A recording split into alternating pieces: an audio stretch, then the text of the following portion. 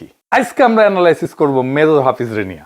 তিনি কেন স্পিকার হইলেন, কেন মেজর হাফিজ কে হইলেন।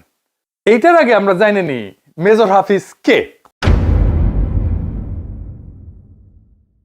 আচ্ছা, তার আগে একটু বলে নিই যে মেজর হাফিজ 2024-এ হাসিনা পলানোর পরে প্রকাশ্যে আমার নাম নিয়ে কইছিলেন যে আমার উপদেশটা যেন বানানো হয়, আরো অনেকের নাম বলছিলেন আর কি। তো ওইখানে যে উনি যাদের নাম বলছিলেন বোঝা যায় যে তাদের সম্পর্কে ওনার উচ্চ ধারণা আছে। ওনাকে ধন্যবাদ। তো শুনেন আগে কি বলছিলেন।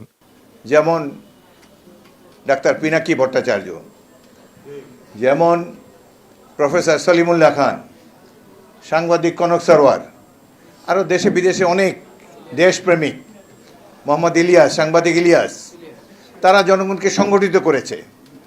তারা পরিবার পরিজন সহ নিগৃহীত হয়েছে এদের হাতে।